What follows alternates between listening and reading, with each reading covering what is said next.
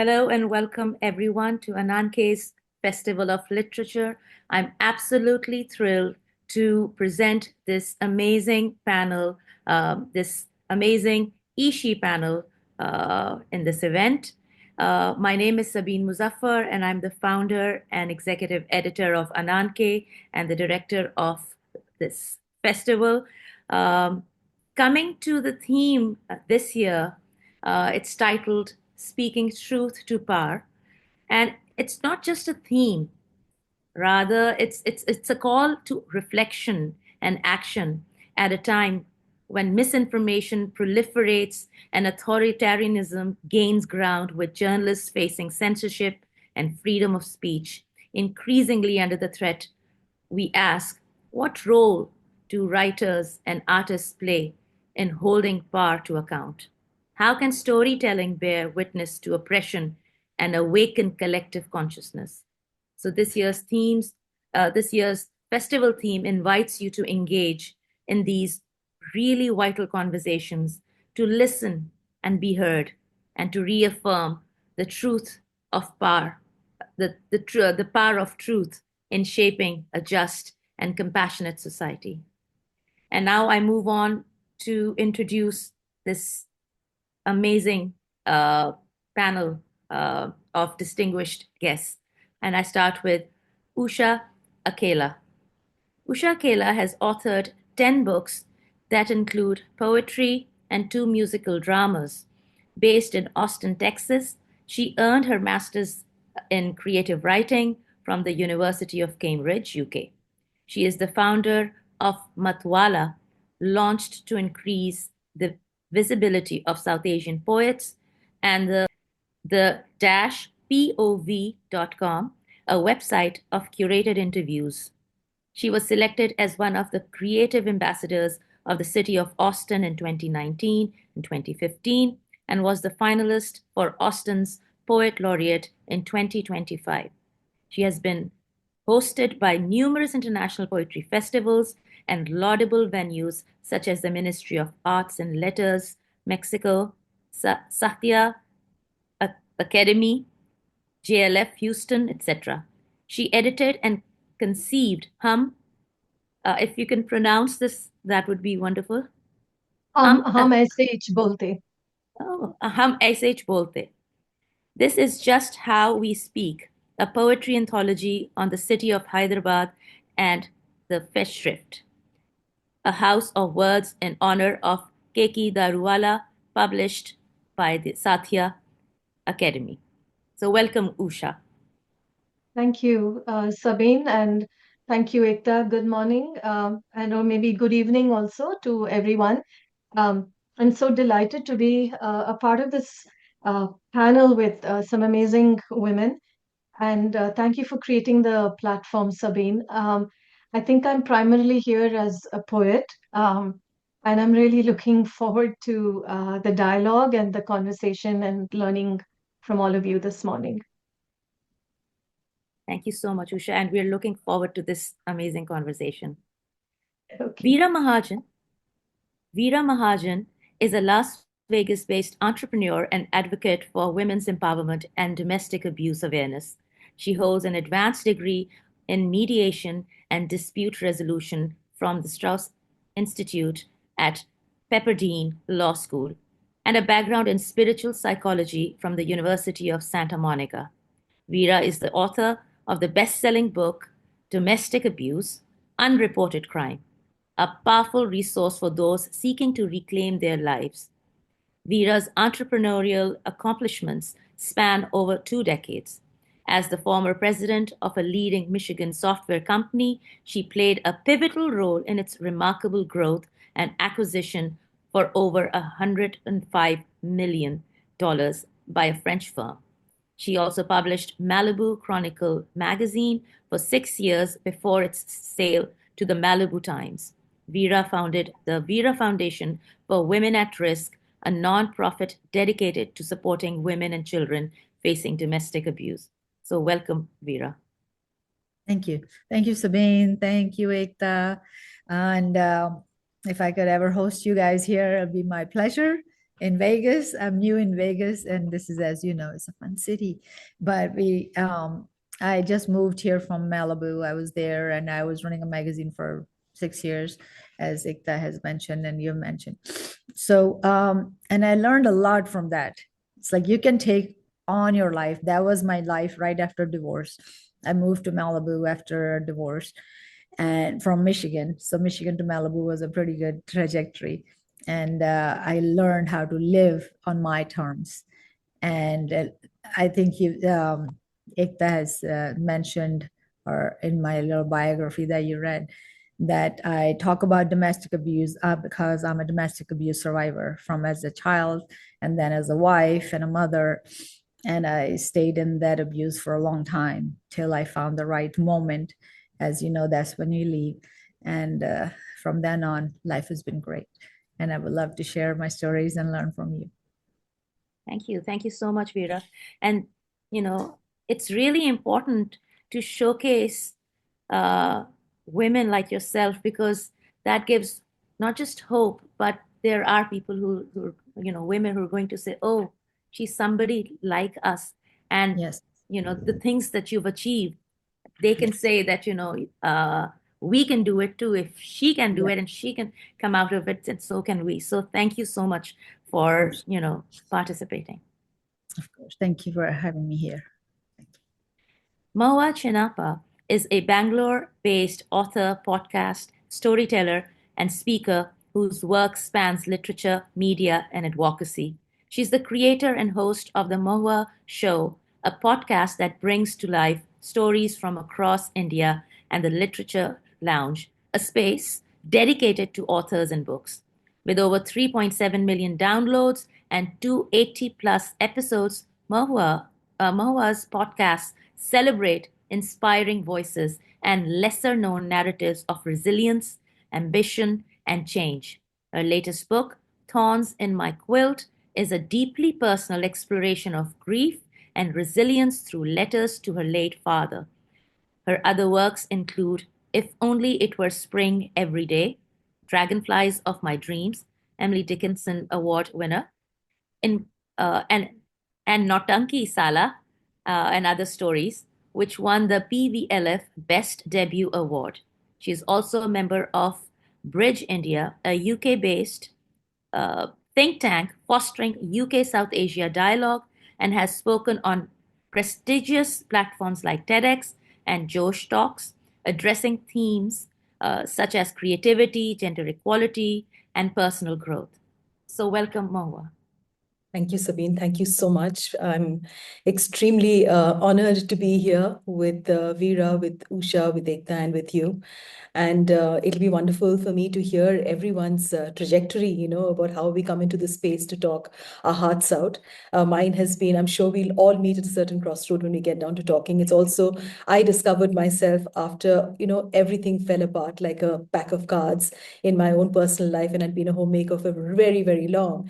And the whole world was rejecting me at that time because they didn't think that I could write anything beyond grocery lists and, signing my son's report card. And it's from there that the journey began. And I feel very fortunate to be here among all of you. Thank you.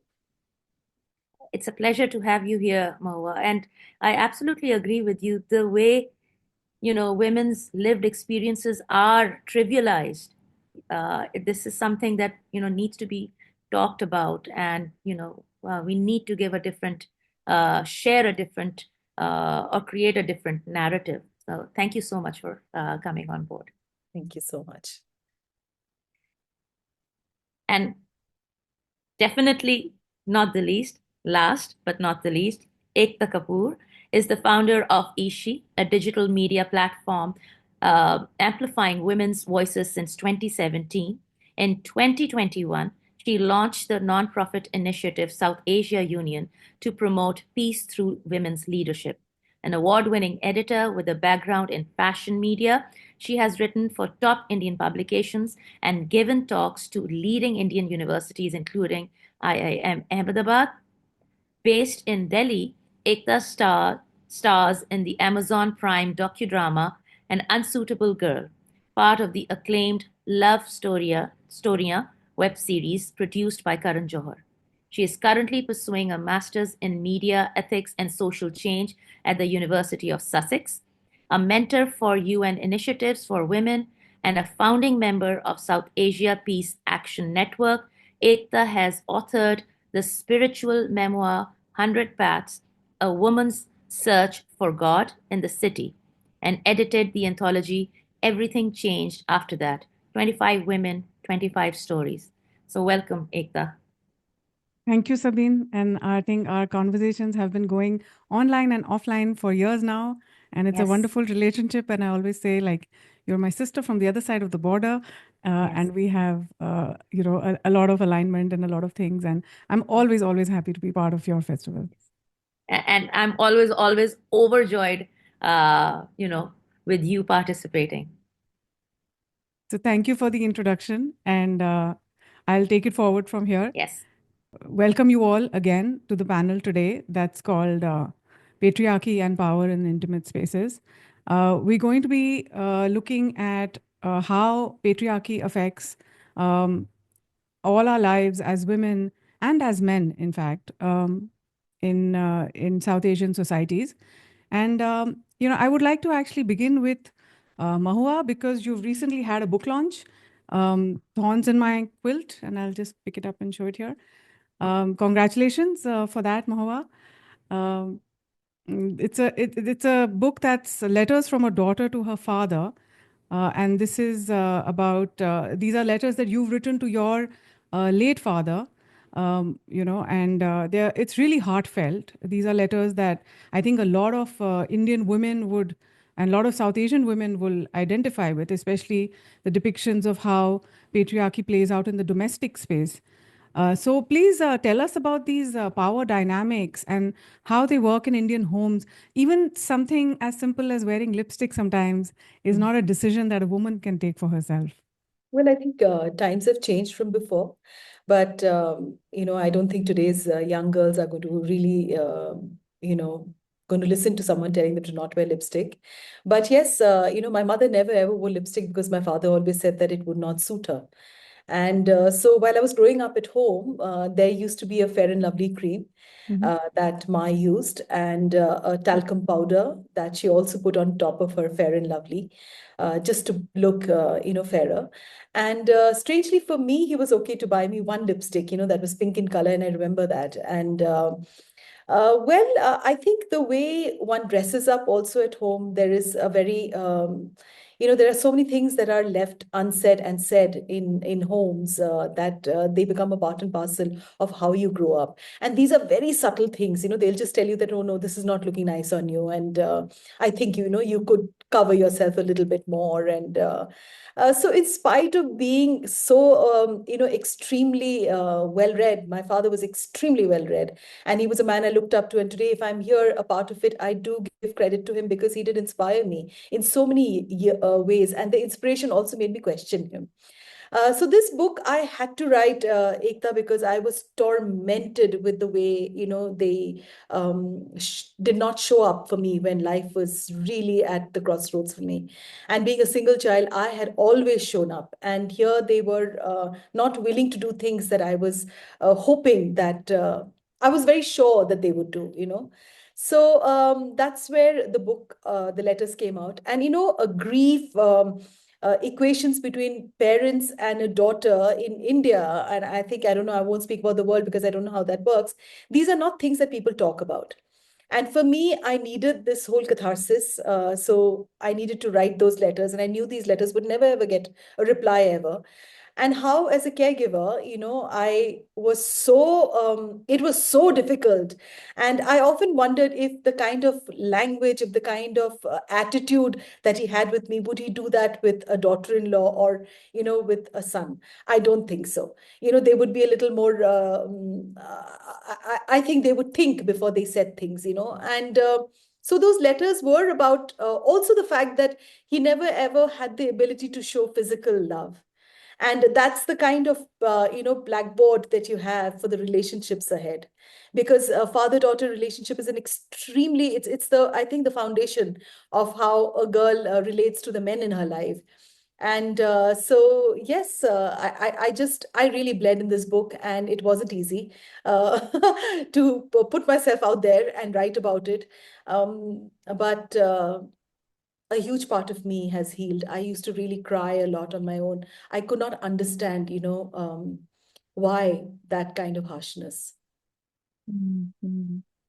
Yeah, that tenderness, that vulnerability, it sort of comes out in the book, as you go through it. It's the way you're talking to your father. I mean, I can completely relate to it because there are so many things in it that I think any Indian girl would like to talk to her father about. Like you said, a simple thing like, why wouldn't you hug me? Or why wouldn't you be affectionate with me, which sets the tone for your later relationships. Yeah, So Ekta. yeah. So thanks for sharing your vulnerability through the book and allowing so many other women to have that catharsis, with you. So I'd like to come to Usha now. Your book of poetry, I Will Not Bear You Sons, is absolutely searing in its intensity. You've brought up the very important topic of female feticide, which continues in India today, despite all the laws and the awareness campaigns and everything. And in the title poem of your book, there is this part where the father in law is blessing the daughter in law with many sons. And he's doing this every day. And then finally, she erupts in rage and she writes this, and if it's okay with you, can I read out those lines that you've written from your title poem? Sir, no, Um, sir, I will not give you sons. I will abort every male fetus I bear. I will live to ensure there are no more sons. I will live to see your bloodline cross over with you to the other side. Now, the blessing from your lips is your execution. And the rage is just palpable. How angry she's feeling at this constant blessing. May you have sons. May you have sons. Um, I remember when we published this interview with this excerpt, there was a lot of pushback from readers, a lot of criticism. And even that fictional suggestion of male feticide triggered people so much. One reader actually said, I'm going to read this out. Well, you convinced me to abort my future daughters. Thank you so much. And I was thinking that there is so much outrage for this theoretical male feticide, but we don't see that kind of outrage for the actual female feticide, which is happening every day on the ground, isn't it? So, what does this say about Indian society and the value of daughters versus sons? okay. Thank you, Ekta. I want to just first share the cover of the book. Yeah, it's That's the beautiful. Yeah. It's a beautiful, beautiful cover. This came out from Spinifex Press in Australia. And I'm going to begin answering that question by actually going back in time to around that period when there was this whole outburst. So as you know, the title of the book is I Will Not Bear You Sons. The title poem is I Will Not Bear You Sons. The book is sectioned into two. I think the second section ended up being very valuable for me on my journey because I profile global patriarchy from many cultures, and I dedicate poems to women from forced breeding in the African American community during the times of slavery. I have another poem to witch burning, to foot binding, and so on and so forth, because I think while there is a certain localization of patriarchy, and it has certain and particular forms depending upon region to region, country to country, I think in the end, it's very, very important for that female solidarity to actually build. And we understand that past these geographical borders, the fight is the same. The issue is the same, the fight is the same. So, section one, I deal with personal patriarchy, and then I move on to the global and national. It's the outburst. So, I'm not on Twitter, I'm not on any social media except for Facebook. And one day, my publisher, I think she called me or she texted me or emailed, I don't remember the exact medium of communication, saying, do you realize what's happening on Twitter? There's a terrible war has really broken out. And so I began to, I was so stunned by what I saw, and maybe not so stunned also at the same time. To my publisher's credit, she put up a fantastic fight. A lot of women authors and poets, they wrote defenses on Amazon because I started receiving death threats and very, very vile language and vulgar language and so on. And I want to cite and point readers and the listeners of this podcast to a review by Basudhara Roy, and I'll put it in the chat. And it's an excellent piece of, she reviews the book while talking about this incident. And I had one poet like you who raised the same issue that female infanticide is a reality on this planet in a number of countries. And the very hint and suggestion in a poem just brought India up in flames. And there were men protesting and all kinds of things. Basudhara Roy brings up a very, very important point, and that is the language of poetry. Now, the language of poetry, unlike prose, is not literal. It's not statistic driven. It is not facts driven. It is an emotional carrier of truth and truth making and meaning making. Within that, poetry uses a number of devices, a number of figurative devices. And I think what was happening is someone plucked out one line from that poem. Read by itself, it's an inflammable line, but you cannot lose context in a written piece, and you cannot read things literally in literature. There is the secondary meaning, there's a tertiary meaning, there's a suggestive meaning, there's denotation, there's connotation, there's all of that. So you can't pluck a line, not see it embedded where it must be, not read anything else in the book, not place it in context, because you have a line within a poem and a poem within a book. So it was a very, very important review in terms of the discourse of language and the discourse of content. And does it really mean that this poet or this character in this poem is going to abort male fetuses? Or do you read that as saying that I have, just as you have the choice to ask me to bear a certain gender, then I, as the carrier, the one with the womb, the one carrying, do I not to have the choice to have that gender selection? And what if I come back and say I choose to give birth only to females? Just a simple mirror reflection of it. And it couldn't be stomached in the 2000s. So that's a little context for that. I'm not sure if I answered the question, but that's what happened with that. And yes, it does say a lot. It does say a lot to the mindset in 2021. This is when the book came up. It's 2025. I'm not sure how much of change has really happened. And it also brings up the issues of the use and misuse of social media.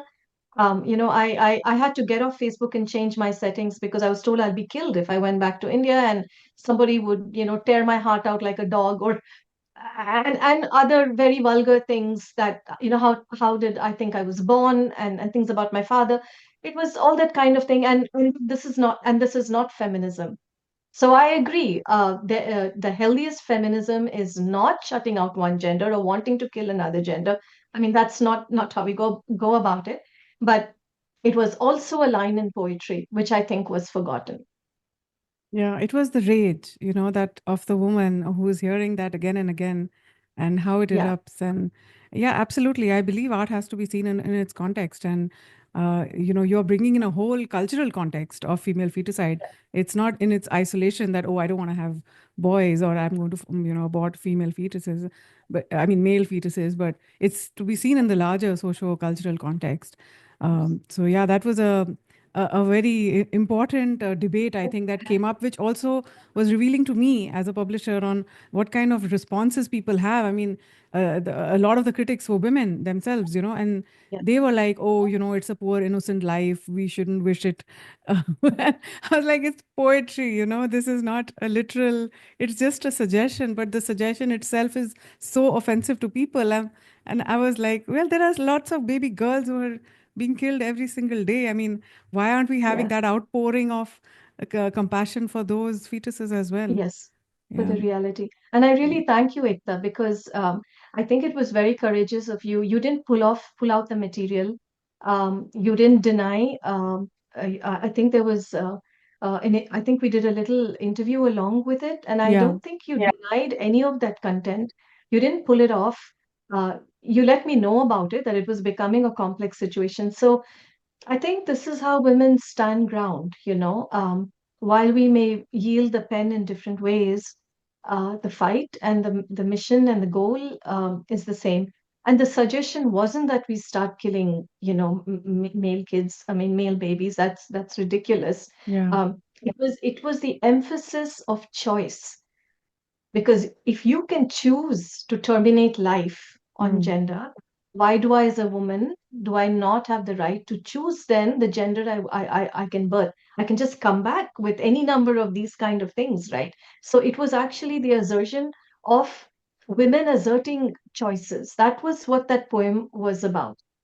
Right. So Yeah. Thanks so much for that. So I would now like to come to Veera. Veera has joined us very early morning her time. And, both Usha and Mahua's books talk about this ancient preference for sons that we have in India. In your book, Unreported Crime, you've talked about why women continue to stay on in abusive relationships, sometimes for the sake of their sons. So, can you please share more about this aspect from your experience? Yes, I wouldn't say just for sons. I just happen to have two sons, but for children, I would say, Yeah. And how it worked out was very interesting that I always wanted a sister. I never got a sister. And then I wanted a daughter, never got a daughter. And after all that, when I was studying spiritual psychology after the divorce, I kind of you try to make sense of your life, why everything happened, even though I did get out and I was fine. And by the way, this is my book. Yes. It's kind of probably reading it the left or right, No, but it's no, it's domestic fine. abuse is unreported crime. And that's why I wrote it. And I wanted to break this cycle of abuse. And like I said, I never had a sister, never had a daughter. If I had them, I would probably be again in the same cycle of being worried about somebody else mistreating them. And here I had three brothers, I had two sons. So through my example and seeing their own mom or their sister, it was much more painful for all of them to see that I had to leave on the surface. I was like you said, we sold the company at a really high price and we were very young. We were like on the outside looked like a model couple with two beautiful boys. We were all beautiful, healthy people, had a huge house and all that. But inside, somehow I was afraid of my father. I was afraid of my husband. It didn't look like it because when they were fine, he could do anything. And he literally would say, hey, whatever you want, whatever you want, and I had a huge house and I was running the business with him. I was the president of the company. He was the CEO. It was just a title. Who cared? I did a lot of the work. And but when we were divorcing, people were like, oh, I thought you lived like a queen. I said, yes, I lived like a queen, but only when he allowed. That was the big difference. You can live like a queen when the men in your life allow you to have those days. But when they want to pull the rug from under you, they did.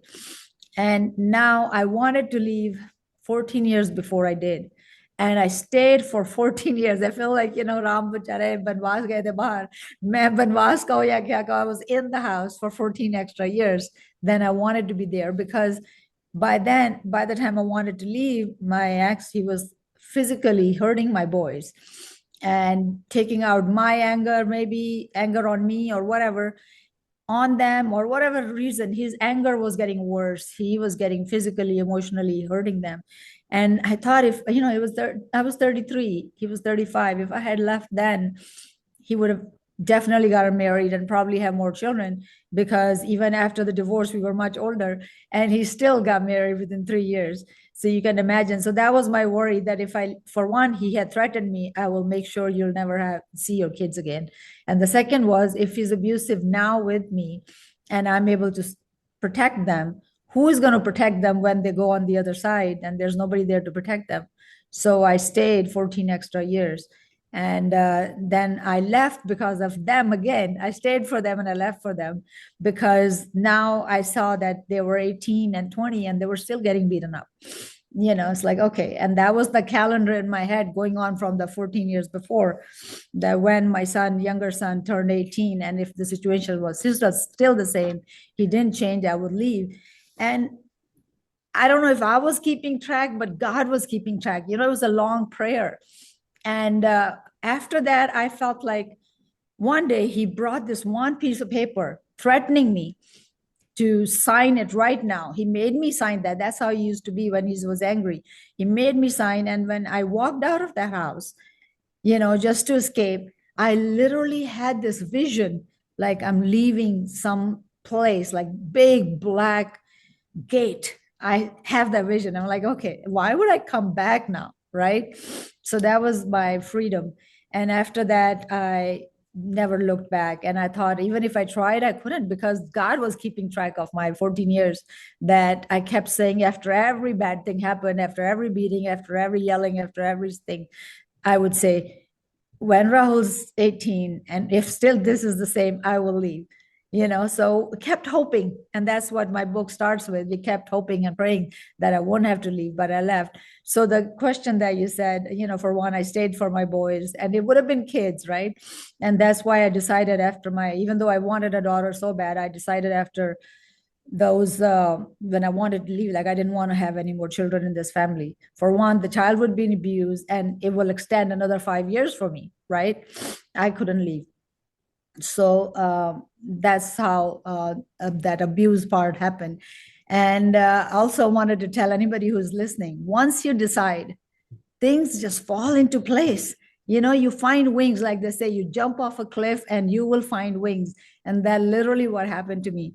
And then I moved to Malibu. Within 3 months, I started a magazine. I became a local, and it was just an amazing thing. I learned so much from that. Then I did my master's in spiritual psychology. I didn't take the last exam because it was about writing a book. I had already written a book.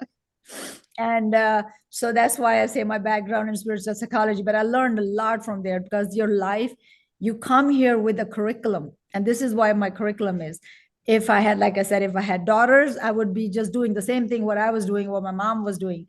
You'd go through abuse, you try to get out. But with my boys, I could teach them, this is what you not do. And I would literally tell my boys, if you do this, one day she will leave you. So, both my boys luckily have beautiful families right now, and they have kids. And I'm so happy that sometimes they say we are who we are because we lived what we lived, right? So they know what not to do. So they're having, so I hope there's taught them. And even a lot of families who didn't help me during the divorce, then after that, they would tell me, I wish my daughters are like you. I wish my daughters are like you, because I had become an example of what will happen and what does happen, and then gives them a window or a door to come out and at least talk to their own kids. And a lot of kids, they say, I'm so proud of you. I've still heard even my nephews and stuff, they're like, I'm so proud of you. And so I'm teaching at least the boys, like you had told me, I should write that book, and I should, because I think that's actually what my story is. It's not about live there and cry there and then try to keep praying. And praying and wishing does not help. You got to get out, take that first step out, and the wings will come and you will fly. One day, through all the stuff that I was going through and without any support, I realized the reason was that I don't love myself. All I know is how to love others and take care of others. So I wrote this poem to give to my ex, my husband at the time. I said, now I love me too. Why do I still love you? You wonder and you ask. All I could say was, I don't know, because I did not understand. I still love you because my heart chose to love you. And when it did, it chose to love you forever. So that's all I know. But I can't be with you. I don't know why you choose to hurt me. I don't know how to help you. I tried. Oh, I tried so hard and so long. I finally accept that I can't help you. You have to help you, and I have to help me. And I have had to make a choice. I choose not to let myself be hurt anymore, because now I love me too. I love me too. Thank you. Wow, that's just beautiful. And interestingly, in your book, you've also carried many other stories of Oh, other yeah. people who've gone through these Yes, experiences. yes.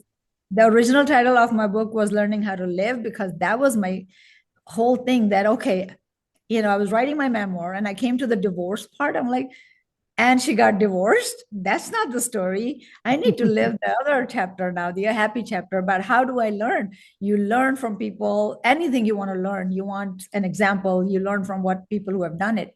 At least that's how I think. Learn from somebody who's successful. If you want to be successful, learn from somebody who's free. If you want to be free. So I started interviewing, and oh my God, it was like a flood of people who wanted to be interviewed. Somebody would say, interview her, interview him. So I have some reverse stories also. Yeah. There are a few good guys.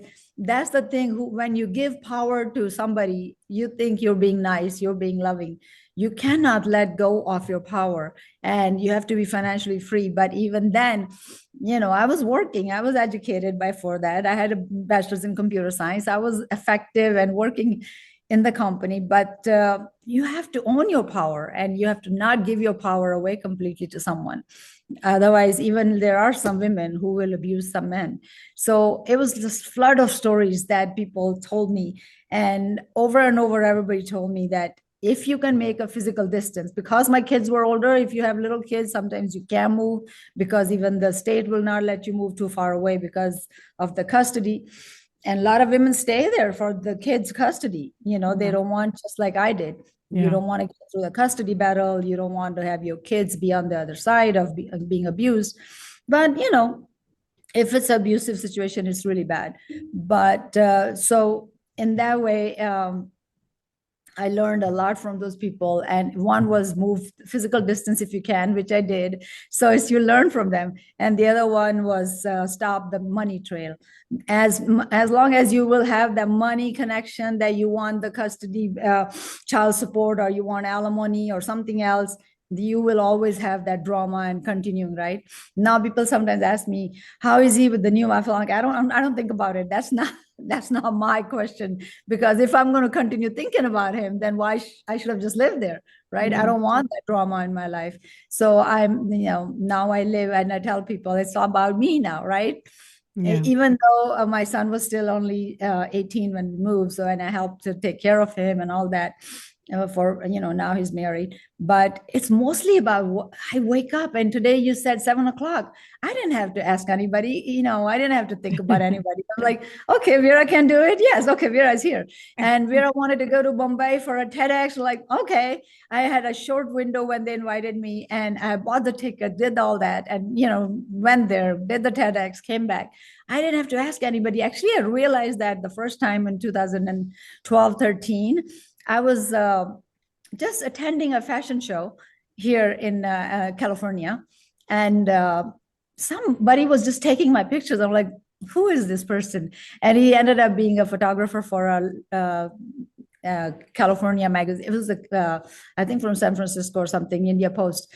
So they was taking the pictures, and then they said, I'm taking your pictures for the newspaper. And he told me why. And then I got an official letter from the magazine or the newspaper, that they wanted me to represent India in an Asian pageant. And I had never done that, even though I had supported and to help put up pageants in Michigan. I never wanted to be in the pageant. But here I looked around and like, I don't have to ask anybody. Nobody's going to say, oh, how will it feel, this and that. It's my choice. So that was the first time I really felt the freedom of like, I can just make my decisions, And I went for the pageant. I won the Miss California, Asia. And that was fun. I did more for fun, and also just to celebrate my freedom, Yeah. And that's Mahua talked about her father. I think I should write a letter to my mom, or to my mom. So many things I want to say to her.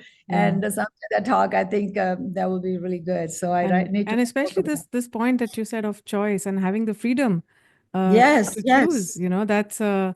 That's what the whole topic of this discussion is about the power to even be able to make your own choice. Yeah. Yeah. And I think on that note, I think I'll come back to Mohua because this is another topic that you've brought up in your book. It's about parents not always having faith in their daughters, And I remember there's this touching line in your book where you're looking at your father's bookshelf and you're hoping to see your book there, but it's not. So, why is it that Indian parents have huge expectations for their sons' careers, but they don't take their daughters' careers that very seriously? So I think in my case, it was this that I had become the caregiver for them. Mm, And you see, it was an equation where they knew that if I found my wings, their lives might just get compromised. I might mm, just start getting very busy. And I think that he kind of did not respect, my level of writing ever, or he mm, did not think that I really had enough intellect with me. And not think, I'm very sure about that. And so I just feel that for him, he did not ever think that I was capable of doing anything at all whatsoever. There was a disdain in anything that I spoke and wrote or did. And in a way, it just benefited everybody around them because you see, the minute a woman is chained into her circumstances and her wings are always clipped and, she's inside the cage, it works for everyone who's cleaning the cage, feeding the cage, and asking the bird to sing the song that they want her to sing. And that was the situation that, for me to stay on for years in this golden cage that was really comfortable, and I was too frightened to really go out there and figure out what is it in the open skies ahead, whether there would be a huge storm or whether there would be this rain that would drench me and kill me. And I represent a huge number of women even today in a country like India where they go on staying on in relationships where they're cleaning the undergarments of their husbands and cooking the food and exactly like the way his mother has cooked for him so that they get that validation, and yet there is no emotional equation between them or physical also, and they continue to live in these relationships because they're very frightened. And as far as my book is concerned, there was hope always because I thought he would be proud. For a homemaker, I was a homemaker. I gave up my career at the pinnacle of my work. I was nationally heading the PR division for Grey Advertising, which is one of the top agencies, in among the top agencies in the world and in India. And then when I gave it up because my son had a lot of allergies and all of that, and obviously no one else could have looked after him like the way I did. And so when I gave it up, there was this whole very silent celebration that now we don't have to deal with her traveling to places. We don't have to deal with her to not ask us for money. We don't have to deal with her independence in such a way that she can, move on. And everything is good. Everything is fantastic when, you're not questioning the status quo. So when I wrote my first book, and this I wrote actually in the ICU when Baba and Ma were constantly taking turns, to go in and out of the hospital. And it had really taken a toll on me, Ekta. It was, and it wasn't this that, he was very angry as a person because he carried his own past with him. And his anger, he took it out only on me and Ma. And my mother was okay to deal with all of that. I wasn't all right, and so she just thought that it's like, it's a man who's getting angry and he's going to just go ahead and say things and you forget about it, and the next day you again start going into the kitchen to make him his cup of tea exactly like the way he likes it. But for me, it wasn't all right. I kept questioning, and the minute you question and you ask them to sit in shame, for the things that they say to you, they don't like that. And most men don't like that. So yes, there was a huge disappointment when I saw that he did not even want to read my manuscript, because I kept going to him knowing that he's such a voracious reader, and he was exceptionally intelligent when it came to history, literature, and the rest of the things, but he wasn't intelligent with his emotions at all. And yes, his bookshelves are still there, and my book isn't there, and I'm all right about it now. Yeah, actually, this point that you've raised, it's the similar topic is raised in the web series Adolescence, in which the father is getting angry on the family and how it impacts the boys, because anger is the only emotion they're allowed to show. There's no other emotion that's okay for the male of the It's family to show. bravado for Yeah, men, yeah. Their sense of power is actually in the anger and the violence, and they consider that to be bravado. Mm. So Usha has a message for you to construct your own bookshelf. Thank you, Usha. So actually, I'll come to Usha on that topic. Usha, the other theme in your poetry is related to what Mohua was talking about, her mother making the tea, is women's subservience in the home. And I remember you telling me when I interviewed you that being a homemaker should be a choice and not forced. But when it comes to the larger mass of women in India and even South Asia, do you think many of them have a choice in this matter? And what does that say about power equation in our homes?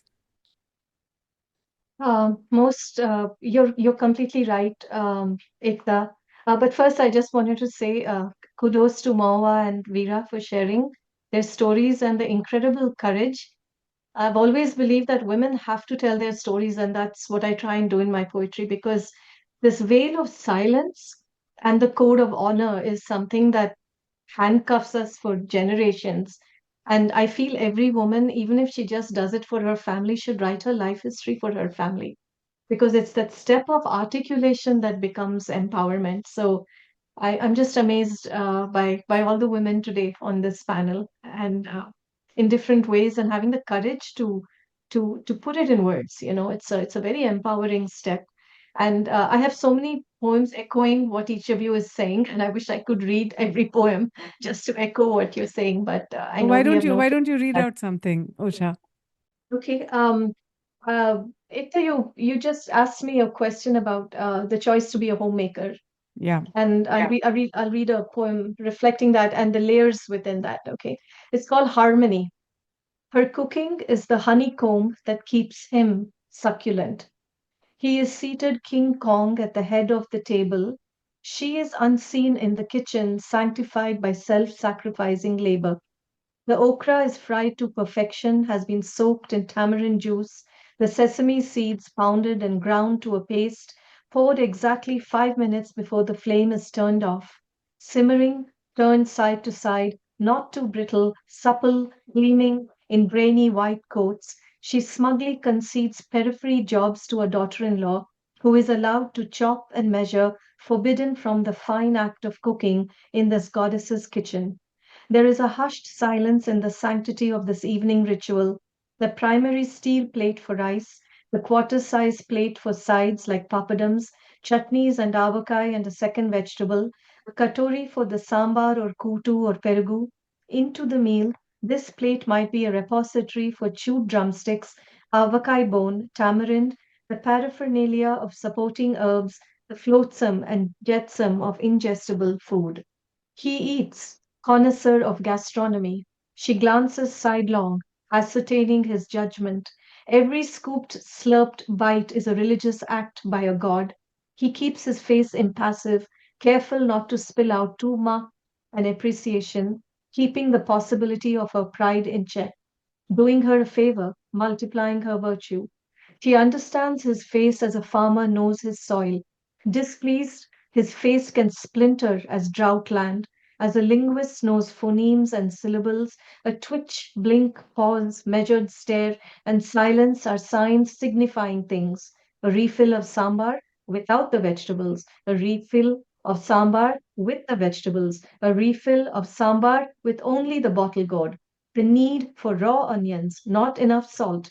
He scrutinizes the rotis. Tad overburnt, he says. She's mortified. Chastised, she hurries to remake one more perfect round moon in this perfect harmony. And I watched, exiled from this soundless solemnity for a decade, wondering why I could not see the beauty of it. Yeah, it's beautiful. I remember reading this in your book, and this part really, really struck me.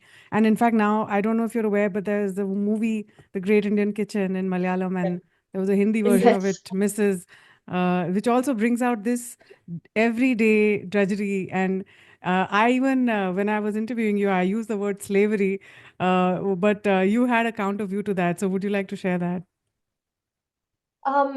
The counter view, I don't think it's anything isn't really black or white, Ekta, because if you'd asked this housewife, which was family, which was actually my mother-in-law and the family I entered, she would call it perfect harmony. The children or the sons would say that they grew up in perfect harmony, that there was never discord between the parents. that it was an abode of peace, that one came back to a happy home.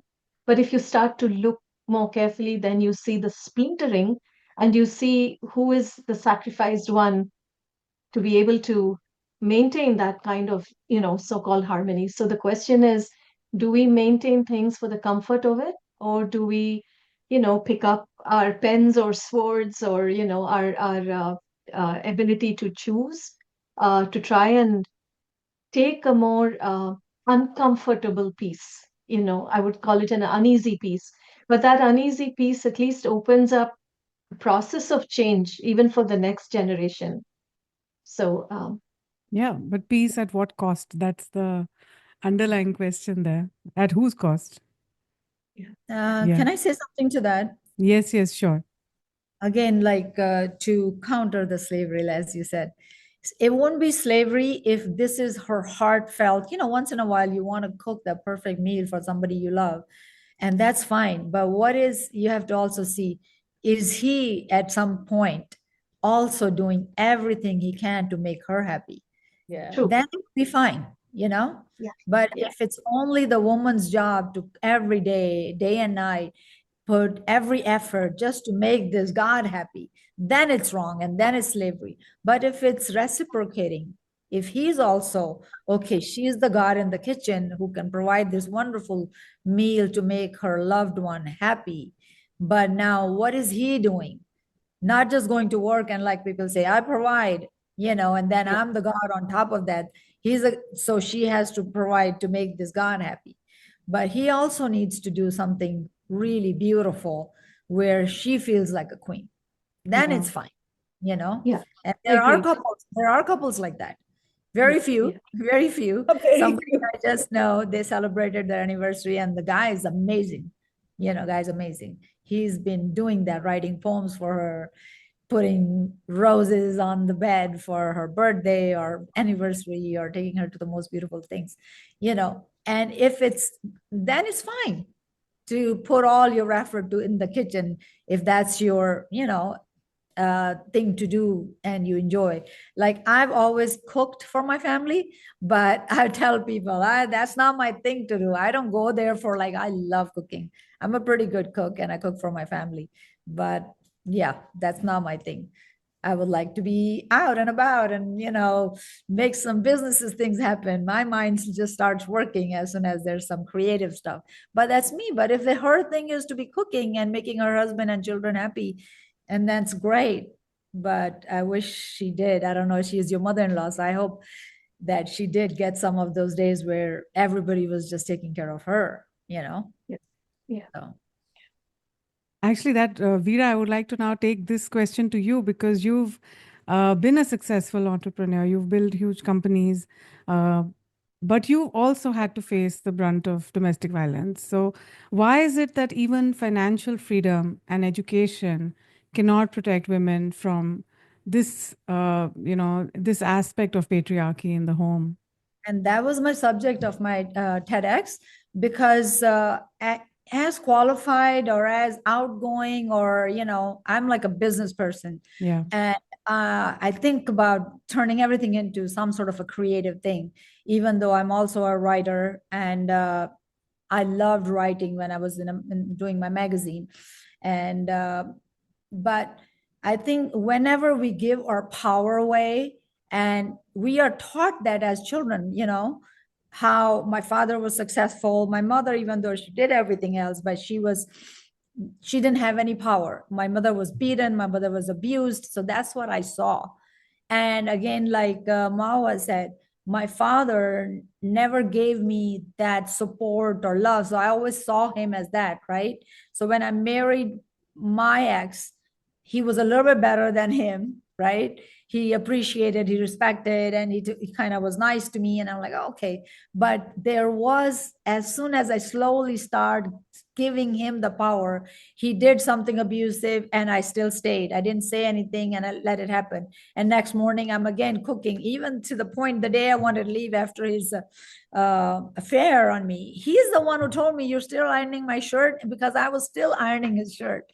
This is how because I dressed him to kill and he killed me, right? And that was the biggest punch in my stomach when I've lived on blind faith. Like, as much as I love him, he loves me, and that's how we lived. But then things were happening on the side that I did not know.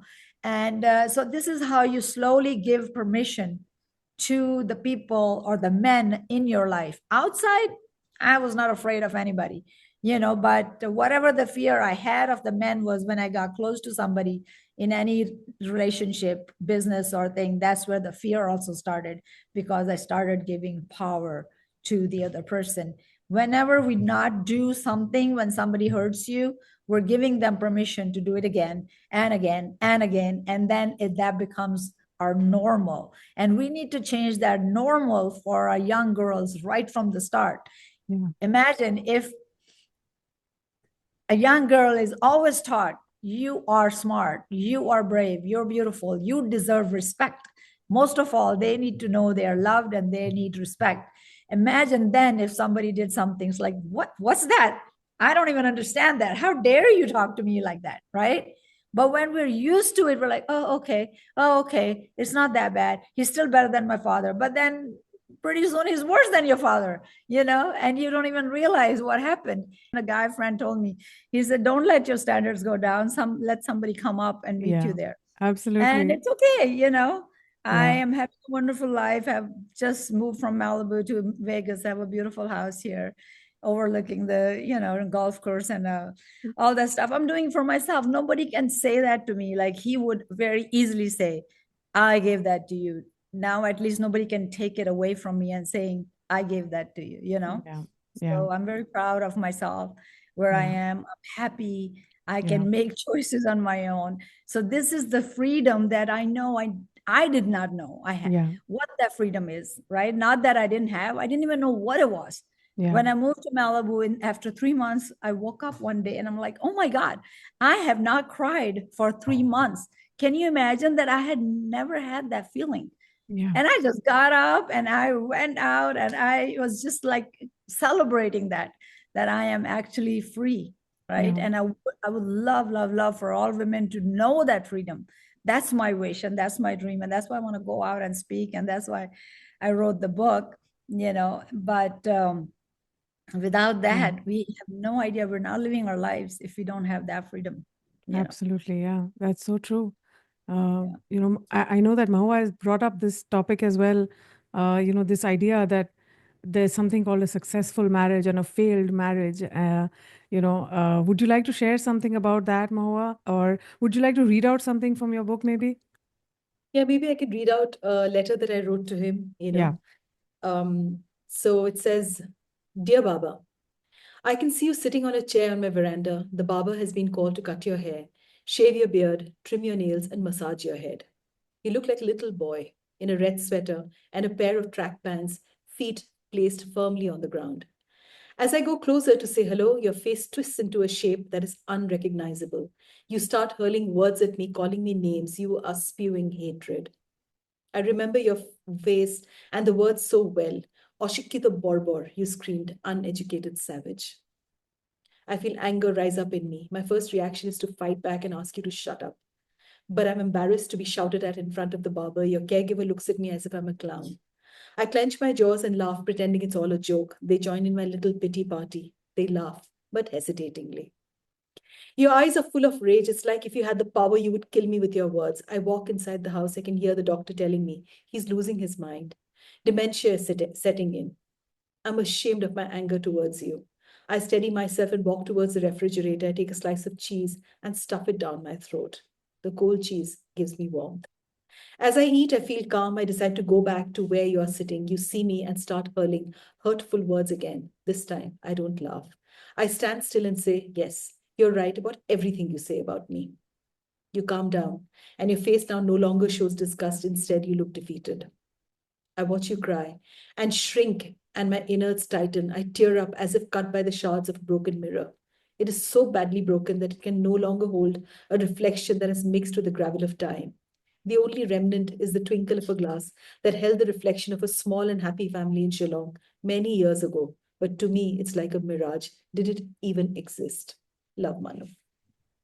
Wow, that is so beautiful. And And I must say the whole book is full of these kind of conversations that such raw intensity and such emotion. Really, I mean, I think it encapsulates all that the topic of this discussion, the power in intimate relationships, how it is wielded by some and the others are just subject to it. Beautiful. He Thank you was for so sharing angry that. all the time with me, Yeah. that Ekta, I haven't been able to, remove that from my head yet. And I have no idea why he was angry. You Mhm. know, I do not know because I've never ever done anything that crazy. Or was it because, he was a displaced person? And I don't know, it's been strange that the men I've known in my life, have all been uh, they've not been kind. I'm yet to meet a kind man, excepting for my son. Uh, I don't know what is it that bugs them about me. Is it the fact that I have a certain amount of power within me that I'm not aware of, and that pisses them off? So, what it is, I've not yet been able to articulate, but I'm in that journey. And this book for me, I had to write this because I couldn't put myself together for the kind of anger, that he had, for the kind of anger that I also saw in my ex-husband now, and I'm, in the process right now of a divorce. And to me, bad behavior was acceptable because that is the way it was at home. He was like that with Ma when he was angry. And Ma thought that this was perfect because this is just the kind of a marriage that most people have. And, so she tried to cook something good to, work on the power dynamics. And there were huge signs of kindness that he had towards others. So I remained confused for very long. Yeah, they Yeah. have the capability to be kind, but just not to us when we are there. Thank you for that. Yeah. Reading that. Oh my God, I need to write some letters to my mom. Usha, would you I like was so to detached share from my dad something about last that? night. Or would you like to, actually, we're coming to the end now. Moving forward, would you like to share some thoughts on, moving forward, how do we move into a future where daughters are valued as much as sons and where women have the agency to make these basic choices in their lives? I think I want to, I really applaud Veera, because I think this onus of mothers and how they raise their sons is a very, very important aspect to this whole thing. Right. The patriarchy, the torch bearers are actually women. And this is something I address in my book, a fair amount. Women as the carriers. We are mostly ranting against males for patriarchies, against the figureheads, the male figureheads. But if we look closely, or maybe not even closely, it's the women who perpetuate the whole power structure because they don't know better. They've been brainwashed. It goes on, and the syndrome just goes on and on. So we to kind of use another kind of comparison or metaphor. Lightheartedly we say that poets write for other poets normally, and people outside poetry don't really read too much poetry. Poets have a small world. And I think what happens with most activist work or most feminist work, the converted are reading, and the converted are listening, and the converted are discoursing. But it's actually the men and the boys, and this, I think, should become part of education.